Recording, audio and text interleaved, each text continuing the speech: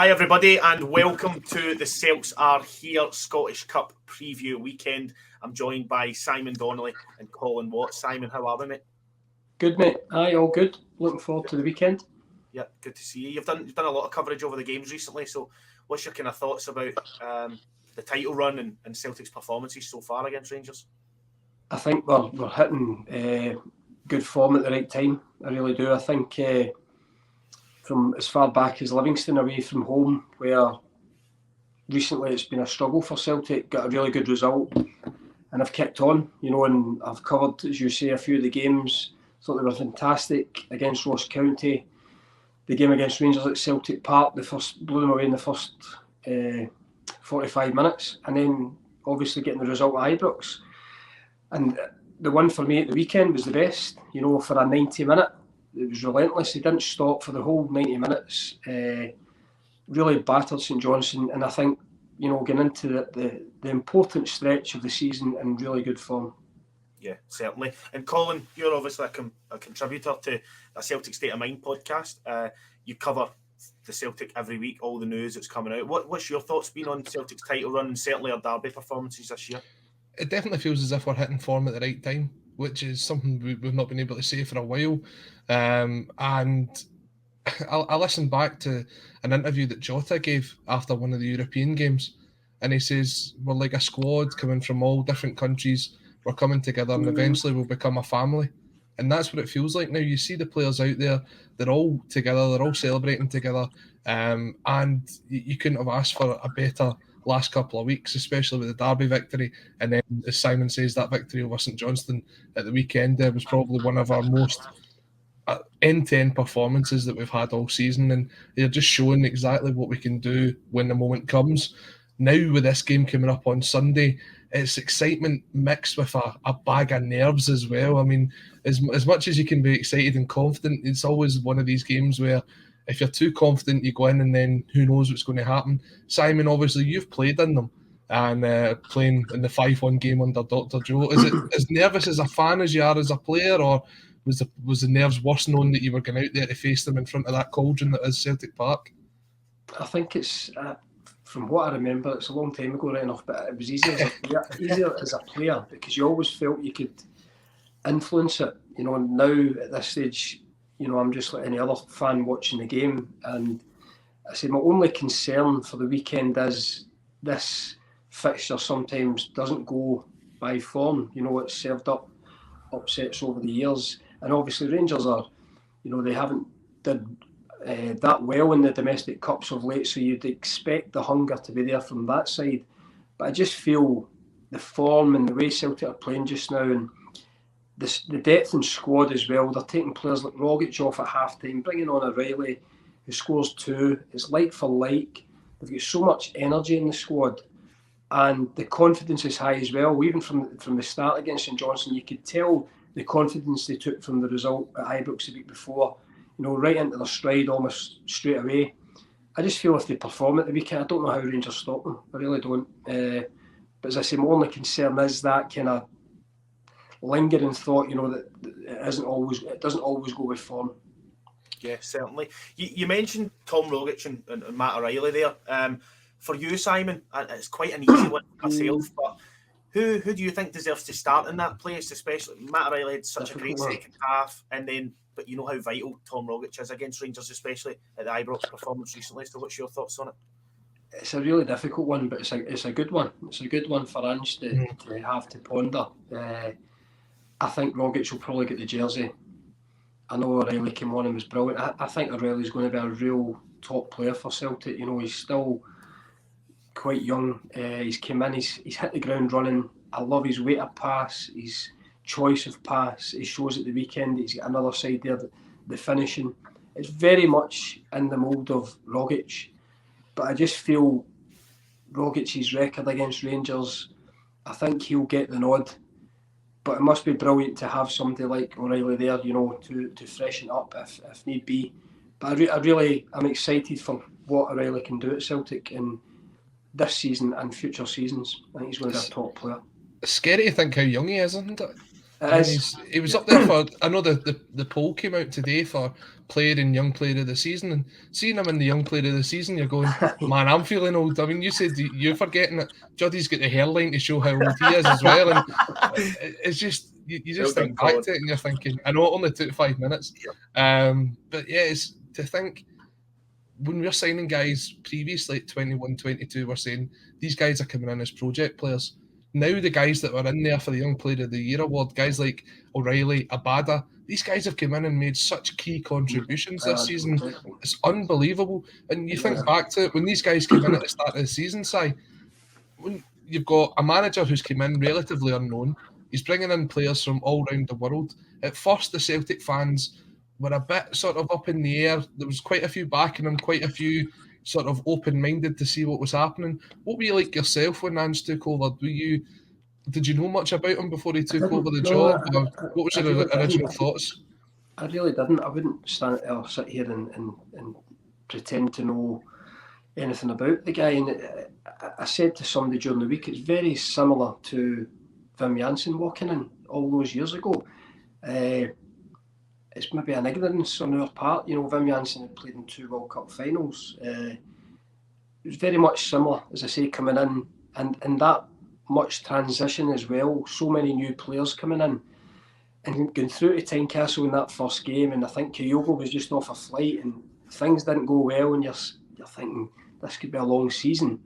But since then, they've grown and they've got stronger. And it was only after 1 or 2 games after that I said that this would, no matter what, be an exciting season with Celtic and probably an exciting time under Ange, the way he wants to go about his business, the attacking football. You know, even taking a couple of heavy defeats in Europe, I still felt Celtic were going to places and were capable of hurting the opposition. You know, Betis, they could have been 3-0 up.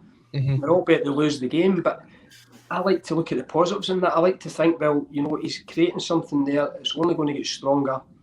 He wants to go out and take the game to the opposition, and I think that's what football's all about. It's certainly what Celtic's all about, as far as I can remember, and that's why I think it's so exciting just now. But to touch on the young boys that have come in, as I say, Abada, I think Abada's got 14 odd goals, and he's missed a lot of game time recently. He hasn't found himself playing as much.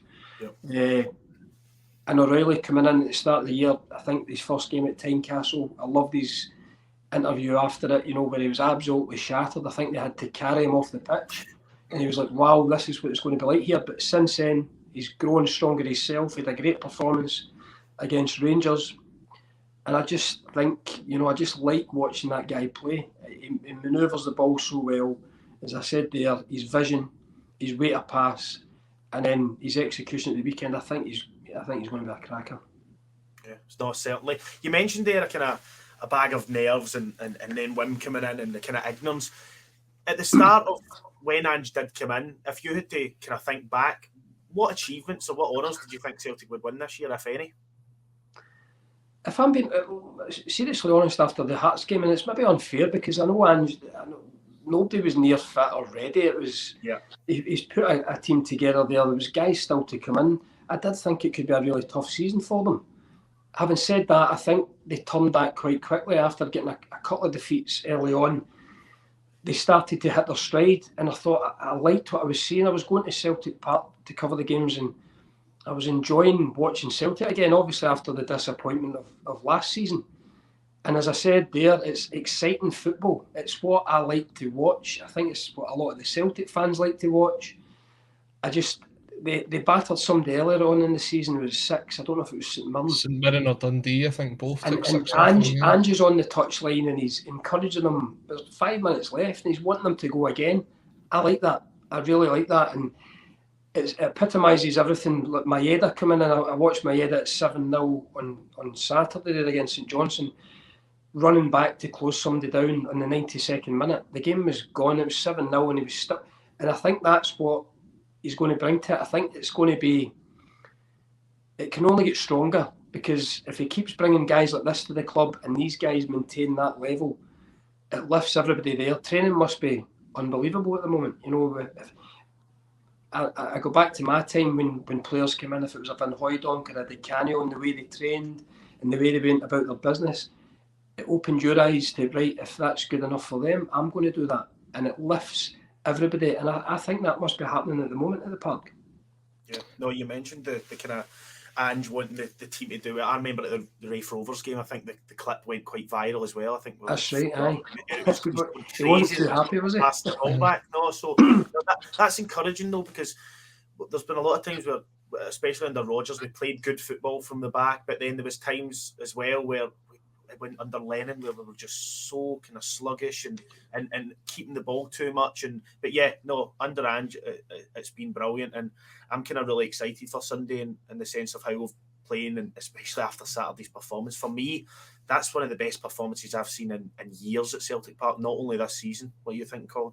Yeah, definitely. I mean, one of the things that we were kind of used to under the likes of Rodgers and even under Lennon at times is when you got a lead, you went 3-4 goals up, you were thinking, right, let's capitalise on this, let's see how many we can get, and then we'd maybe kind of kill the game off, we'd slow the pace right down, we'd bring the subs on, and it would finish 4 or 5-0. I mean, the one that really annoys me to this day, and it sounds stupid saying it annoys me, is when we beat Rangers 5-0 to win the title. Because after 60 minutes it was 5-0. That could have been a record score that day. They were ranked rotten, and we just kind of took our foot off the gas, and that was it. But for me, I think games like this, and especially the wide park of Hampden, is an open invitation for players like Rio Hatate to show the technical ability they've got. Now, Simon, even if you go back to when you played for Celtic, you played alongside Lubo Moravcik, and the genius that he has to sort of find the pass, to take the shot on from long range. I'm seeing a lot of that in the early stages from Rio. He's not got the most amount of pace. He's got the skill that Lubo had, and he's got the technique that Lubo had. Are you seeing sort of similarities between them? I know it's very early days to compare the two, but just having that technical ability in the middle of the park, it can open up a defence and it can lead to good opportunities. Yeah, what I liked about Hatate, I can't remember he made his debut. It was at Celtic Park. I covered the game. Hibs. Was it Hibs? Hibs, was it? He likes to come and find really good areas between the midfield and the front line. He gets into good areas, and his work rate as well. These Japanese boys just seem to that just as a given for them.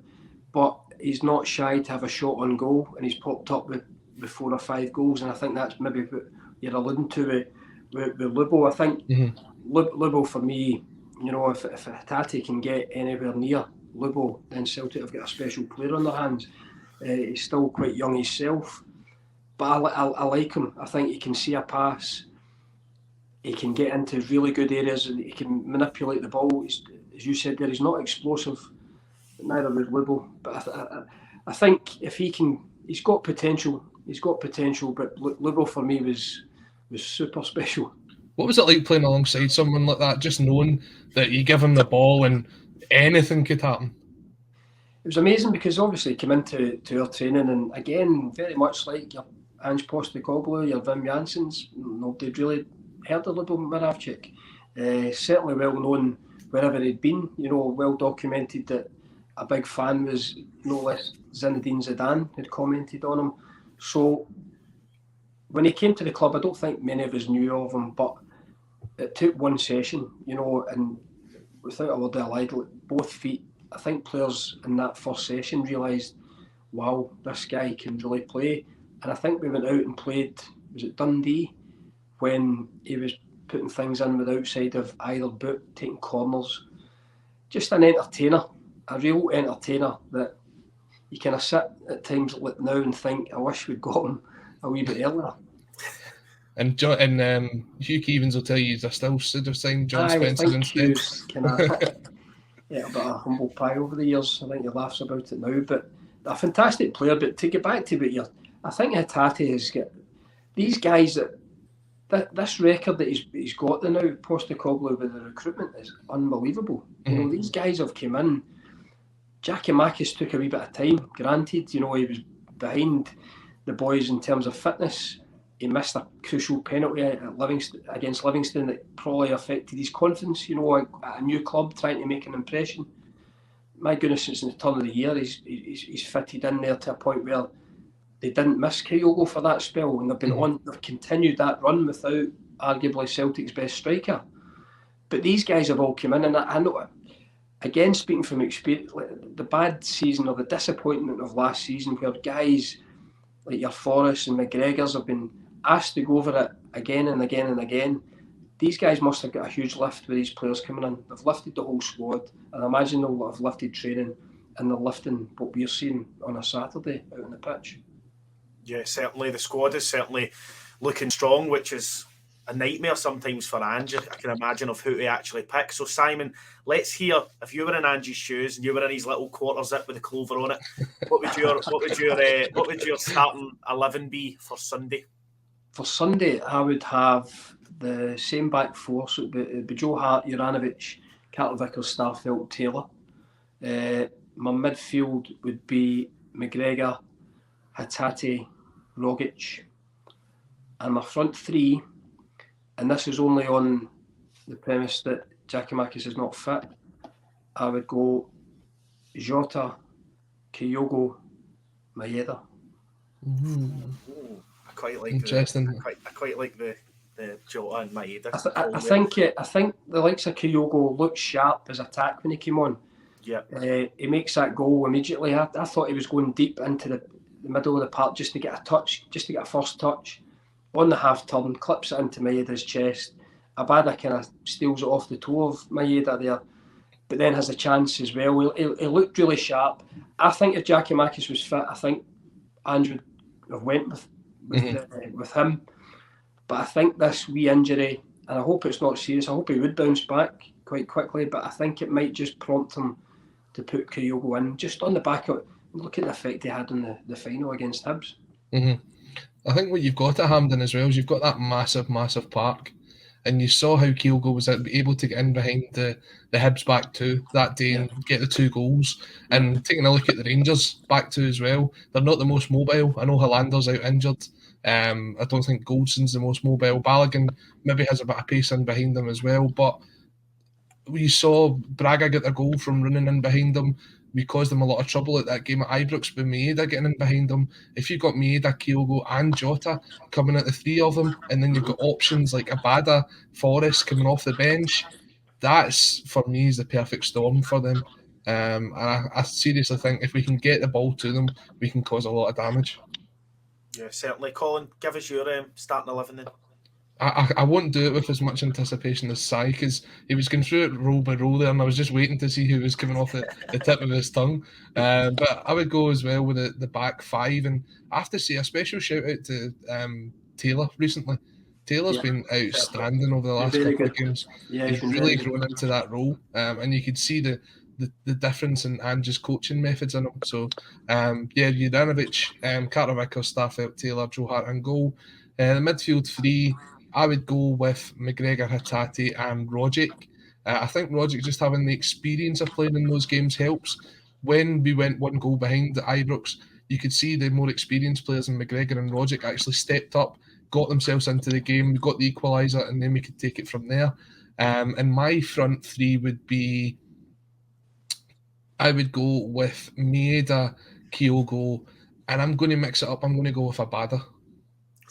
I just think if you get the pace in behind them, cause a lot of problems, especially if Barisic is playing at left back, which it looks if he will be for Rangers, because he's still got nightmares of Abada cutting in front of him at Parkhead. So let's get that on the top of them. Let's get the mental games won as well. Yeah, no, certainly. It's good that we've actually got a discussion now of who we're starting, who's playing him.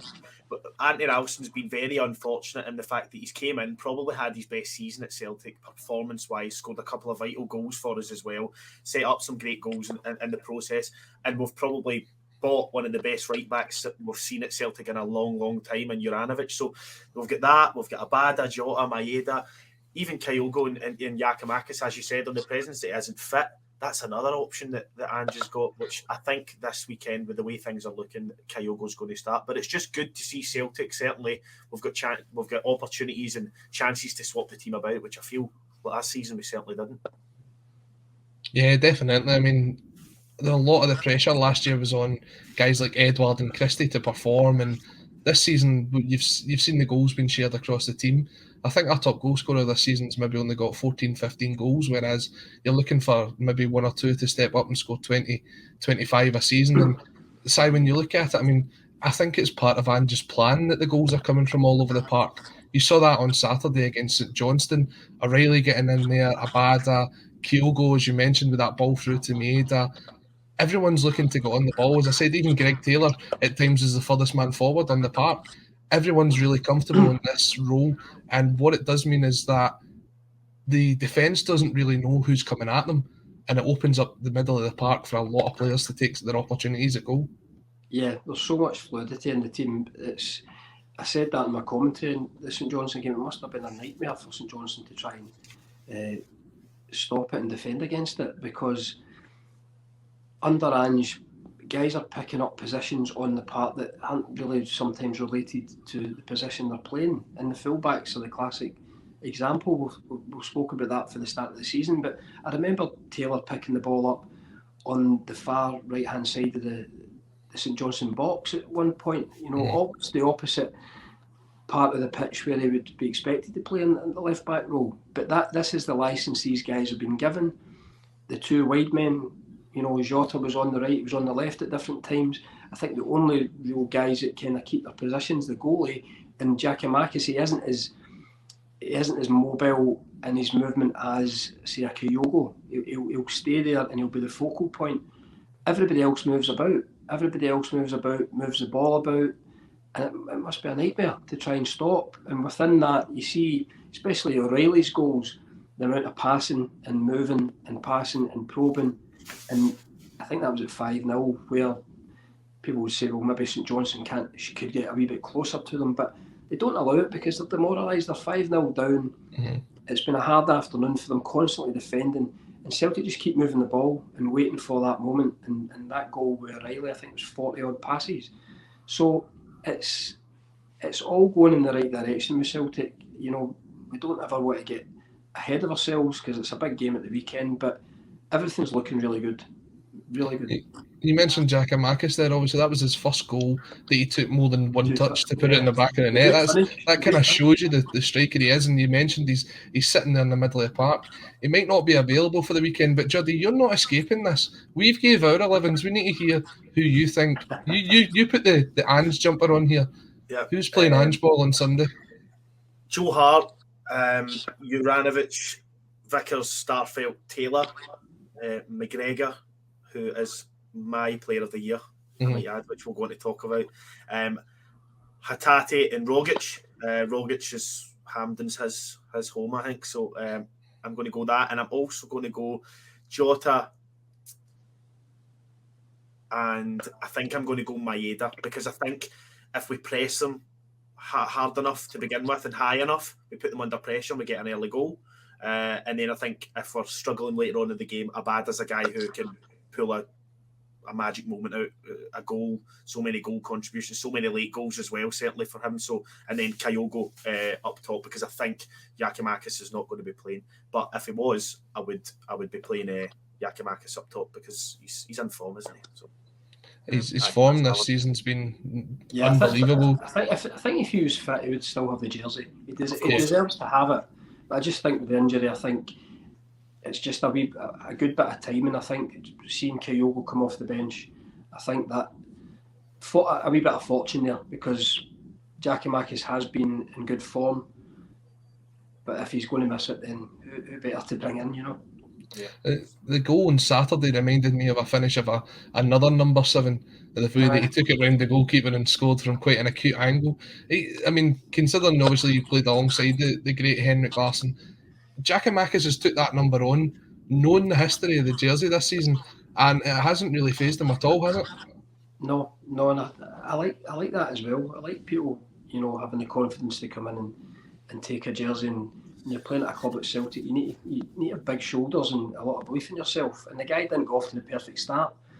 And I'd seen his goals from Holland, and now he's beginning to score these for Celtic, and it's always, you say, mostly one touch, getting on the end of stuff. I think he's like an old-fashioned number 9. Get the ball in the box. Some of his finishes haven't been particularly, impressive. The one up at Tannadice where the keeper spills it, he's the right place at the right time. I think he scored another kind of scrappy one in that game as well. But that's what good number 9s have done over the years. I don't think Celtic have had that kind of player. I don't think the likes of Dembele or Edward were that type of player. Kyogo certainly isn't. So it's a brilliant one to have. It's a really good one to have, getting balls into the box, knowing that this guy's going to be on the end of them. I don't think he's ever going to be the guy that comes short and links up. But again, if you've got that kind of variation, it's another string to the bow. Yeah, no, definitely. Now, it is the Derby preview weekend, so we have to mention something that's been mentioned about the other side this week. But a quote has came in that Richard Foster said on his day that Aaron Ramsey is the best player on the league. Simon, do you agree with that, or do you think it's quite disrespectful to players such as Callum McGregor, for instance? Well, I love Callum McGregor. I think you're saying he's your player of the year. He's probably my player of the year. I think Ramsey's a top player. He is a top player, but his fitness has been questioned from the minute he walked in the door at Rangers.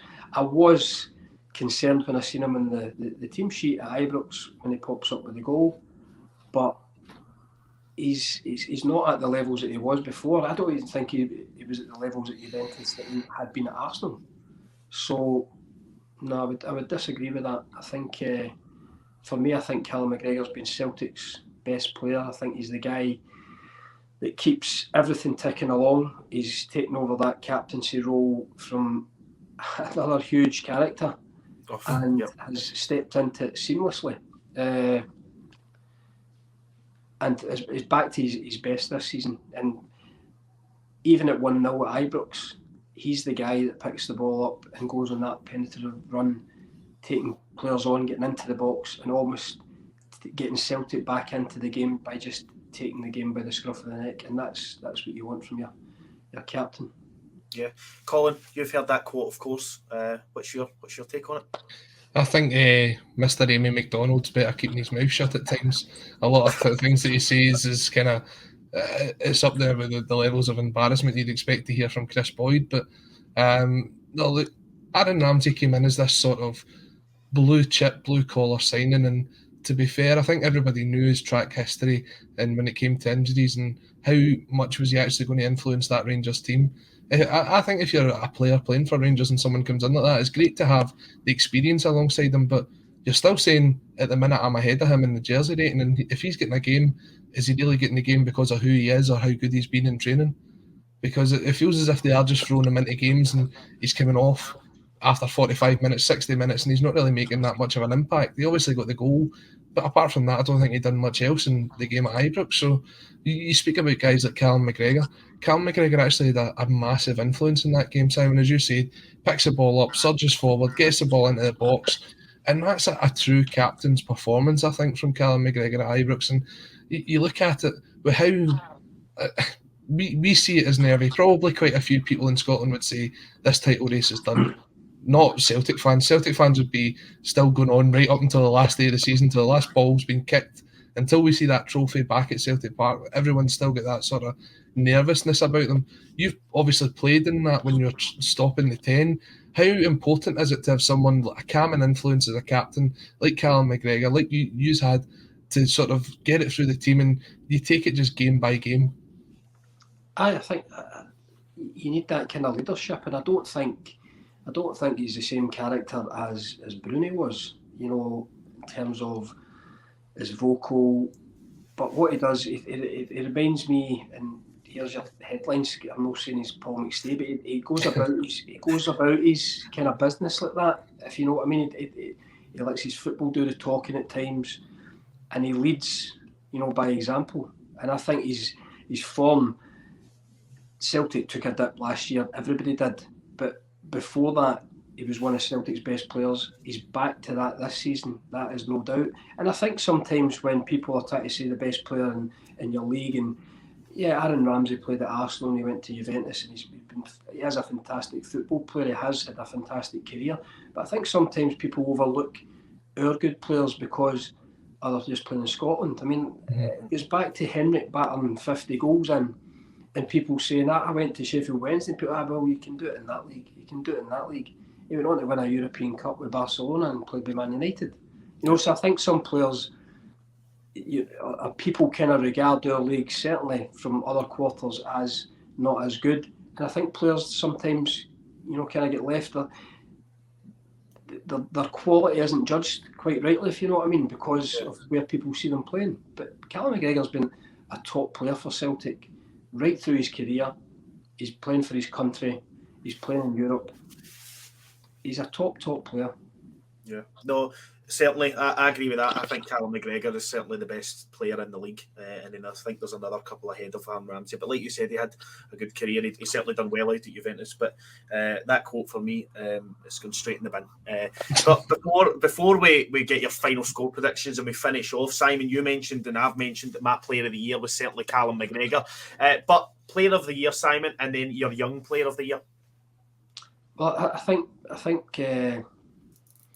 McGregor is going to take it for Player of the Year. And Young Player of the Year, Colin's mentioned a couple there. I think my Young Player of the Year, I think I would give it to Abada. I think for the kid coming in, he's got 14 goals from playing predominantly on the wide. He's had a good season. I think O'Reilly's come in and did really well, but I think Abada maybe just nicks it for this season. As I said, the impact he's had he's not been, promoted like the Japanese lads coming in, Kyogo and whatever, but for 14 goals, and he's probably going to add to that before the end of the season. That's a great return from the position he plays in the team. Certainly. Colin, give me your player of the year and your young player of the year and tell me why you don't agree with us too. No, this is the thing. I'm going to look as if I'm just a copycat here. This is exactly what I voted for. I went for Callum McGregor. I think just having that player, and I think when we speak about the dip in performance last season, I think a lot of that is from the fact that we were watching the games in the house. Obviously, Simon, you were lucky enough to be there for the games last season, but when we're watching it in the house, you're following where the camera follows the ball. You're not necessarily following where Callum McGregor's movement is. He is the only player I see in the league that is always pass move, looking for the ball, always in space, always looking to create something, getting himself out of tiny wee holes and keeping the ball. And that retention and the commitment to the cause, I think we didn't get to see it as much last season. But now that you're seeing it in the flesh, and top of the fact that we're performing very, very well, we're actually seeing how much of a quality player Callum McGregor is. So for me, despite the other nominees who are out there, I think everybody was a valid candidate, but Captain Callum's just been outstanding this season. And then I voted for Leela Badal as well. I was hoping Simon was going to go elsewhere, so it didn't look as if I was copying him. But no, the impact he's had this season, and to think that he has only just turned 20 as well, you're thinking what a prospect they've got in their hands. Yeah, certainly. And I'm going to agree, but I do want to kind of give a special mention or something to Cameron Carter-Vickers, because he has revitalised our defence. He's been top quality. He reminds me, and I'm not comparing him, so people please don't shout at me, but remember when we had Van Dijk and he came out strong, confident to play the ball out for the back, not scared to go forward, felt comfortable when he was under pressure.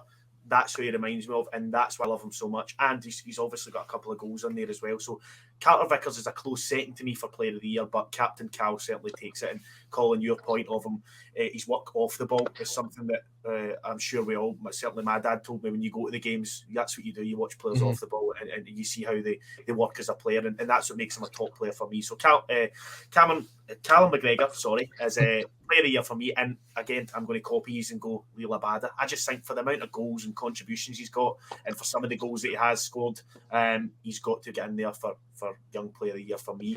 But to finalise, and Colin, we'll go with you first this time. What is your score prediction for the semi-final on Sunday? I hate these. I always feel as if I've got the ability to jinx the game by giving a score prediction. I'm not going to give a score. I'm just going to say that Celtic will go through. No, you can't do that, Colin. Come on. No, I don't want. We need a score. Right, 2-0. Okay, Simon. 3-0. 3-0, and I'm going to go you know what? I'll go 1-0. Anything will do, as long as we're into the final. That's all that matters to me. But that kind of rounds off our CeltsAreHere Derby preview weekend. I hope you all enjoyed watching. I hope you all enjoyed the content. I certainly enjoyed Simon and Colin's company. So make sure to subscribe to the CeltsAreHere YouTube channel, or check out the Twitter, Facebook, and Instagram. All the socials are down that way, just next to Colin. But yeah, hope you enjoyed. Thanks for listening, and we'll see you on the next one.